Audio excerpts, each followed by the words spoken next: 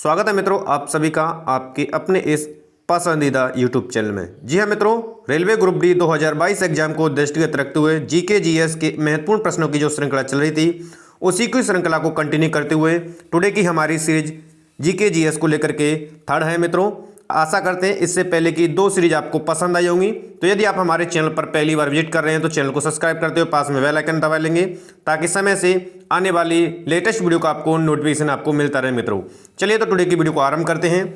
तो हमारा प्रथम प्रश्न है, निम्नलिखित में से किस स्थान पर मानव के साथ कुत्ते को दफनाए जाने का साक्ष्य मिला है? ऑप्शन आप रीड करेंगे, पर्याप्त समय आपको ऑप्शन को रीड करने के लिए मिलेगा। तो यहाँ से सबसे पहले करना क्या है, वीडियो को बीच में पॉज करेंगे और सही आंसर आप लगाने की कोशिश करेंगे स्वयं से। तो राइट आंसर आपका हो जाएगा ऑप्शन ए, मानव के साथ कुत्ते को दफनाए जाने की जो साक्ष्य मिला है वो बुर्ज होम से मिला है। अगला प्रश्न आपका, त्रिपिटक ग्रंथ किस धर्म से संबंधित है या किस धर्म से संबंध रखता है? इस तरह भी प्रश्न बन सकता है। एक एक प्रश्न इंपोर्टेंट है। तो त्रिपिटक ग्रंथ जो है आपका बौद्ध धर्म से संबंध रखता है या संबंधित है, आंसर आपका बी हो जाएगा। अगला प्रश्न आपका, सांची का स्तूप किस शासक ने बनवाया था या सांची का स्तूप किसके द्वारा बनवाया गया था? इस तरह भी प्रश्न आपका बना है। तो सांची का स्तूप जो है अशोक के द्वारा बनवाया गया था, आंसर बी यहां से करेक्ट हो जाएगा। अगला प्रश्न है, लिंगराज मंदिर अब स्थित है या कहां पर स्थित है? तो जो लिंगराज का मंदिर है वो कहां पर है? तो राइट आंसर आपका जाएगा भुवनेश्वर की ओर, यानी ऑप्शन ए करेक्ट हो जाएगा। एक एक प्रश्न आप सभी के लिए इंपॉर्टेंट है, इसलिए वीडियो को आते ही लाइक शेयर करेंगे। पृथ्वीराज विजय का लेखक कौन है? पृथ्वीराज विजय जो लिखा गया है उसके लेखक की बात की गई है, ऑप्शन दिए हुए हैं। तो यहां से जो राइट आंसर है वो जैनक यानी ऑप्शन सी करेक्ट हो जाएगा।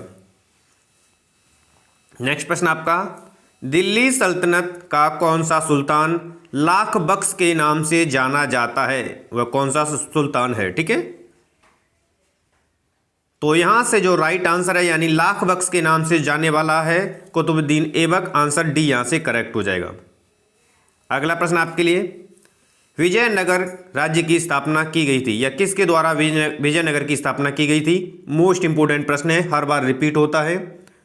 तो विजयनगर की स्थापना हरिहर और बुक्का के द्वारा यानी कि दोनों भाइयों के द्वारा की गई थी, आंसर सी हो जाएगा। अगला प्रश्न आपका, सर्व कर लगाया जाता है यानी जो सर्व कर था वो लगाया जाता था, यहां से आपका राइट आंसर। एक एक प्रश्न इंपोर्टेंट है मित्रों।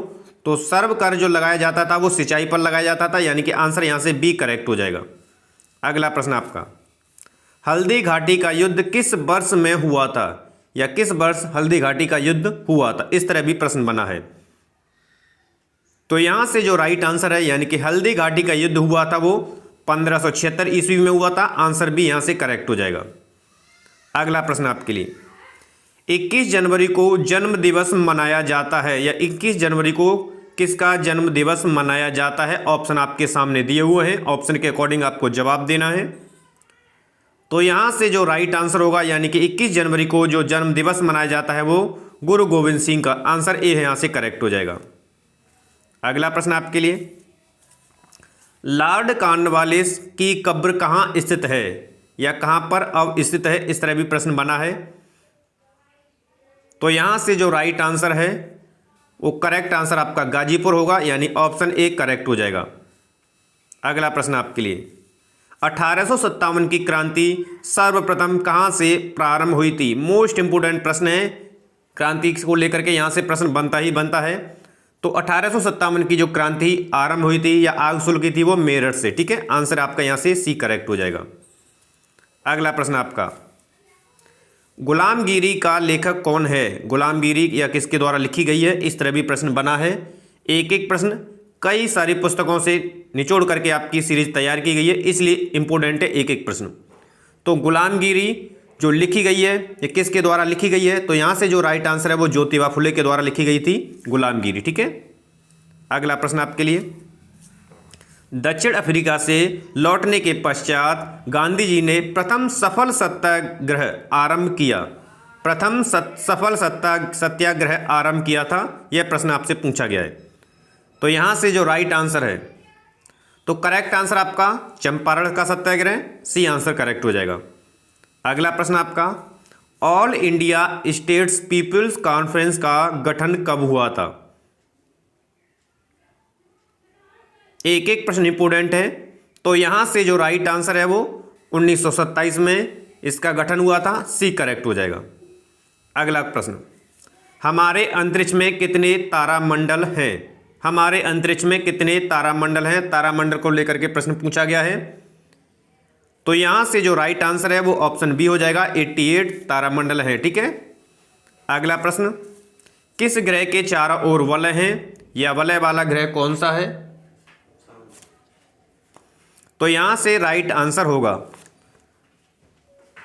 शनि।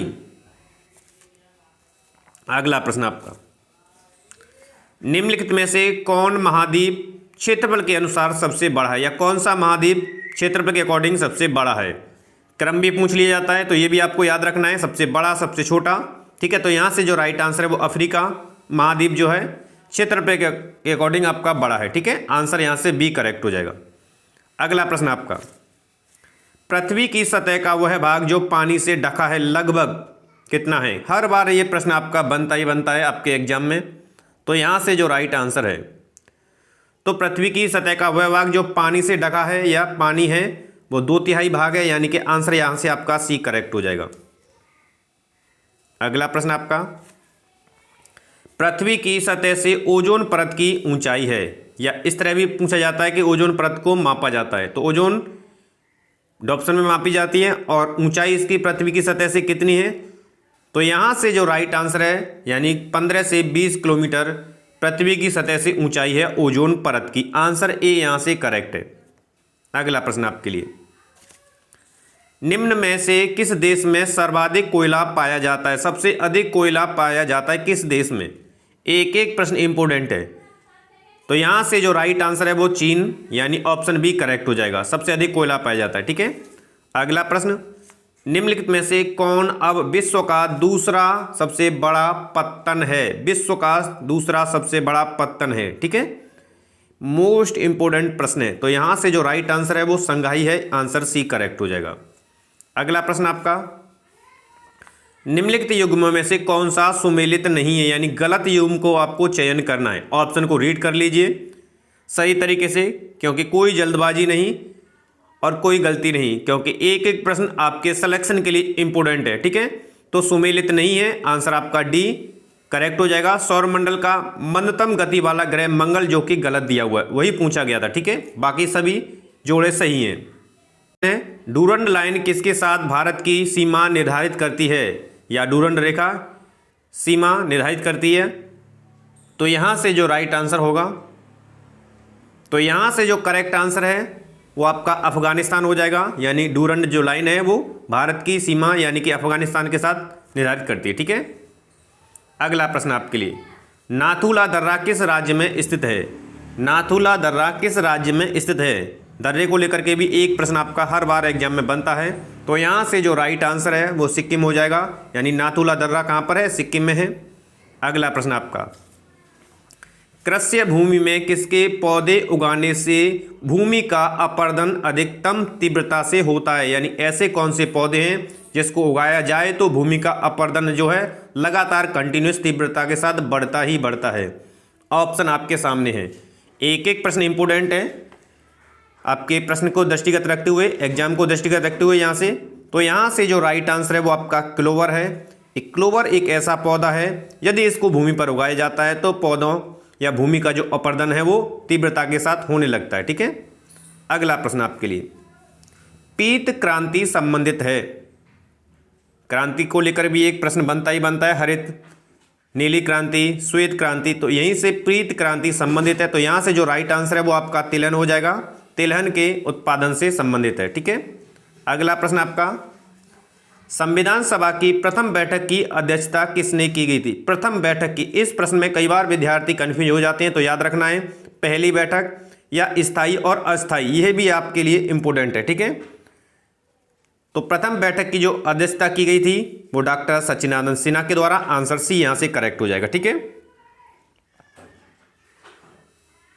अगला प्रश्न आपका, मौलिक अधिकारों के अंतर्गत कौन सा अनुच्छेद बच्चों के शोषण से संबंधित है? ऐसा कौन सा अनुच्छेद है जो बच्चों के शोषण से संबंध रखता है? तो यहां से जो राइट आंसर है वो अनुच्छेद 24 है। जो कि बच्चों के शोषण यानी कि बाल श्रम 14 से कम आयु के बच्चों से जोखिम भरे कार्य कराने से संबंध रखता है। ठीक है, अगला प्रश्न आपका, किसान क्रेडिट कार्ड योजना का प्रारंभ किया गया था किस वर्ष? ठीक है, उस वर्ष के लिए ऑप्शन में दिया हुआ है। तो किसान क्रेडिट कार्ड योजना का आरंभ हुआ था। एक एक प्रश्न इंपोर्टेंट है मित्रों, तो यहां से जो राइट आंसर है वो 98-99 यानी कि ऑप्शन सी करेक्ट है। ठीक है, तो आशा करते हैं मित्रों टुडे की श्रृंखला के महत्वपूर्ण प्रश्न आपको पसंद आए होंगे। वीडियो पसंद आए तो मोर देन लाइक और शेयर करेंगे, और अभी तक चैनल को सब्सक्राइब नहीं किया है तो चैनल को सब्सक्राइब भी कर लीजिए, क्योंकि ग्रुप डी की बेहतर तैयारी के लिए सभी सब्जेक्ट की वीडियो आपको प्रोवाइड की जा रही हैं और आगे लाइव सेशन जल्द शुरू किया जा रहा है मित्रों। धन्यवाद।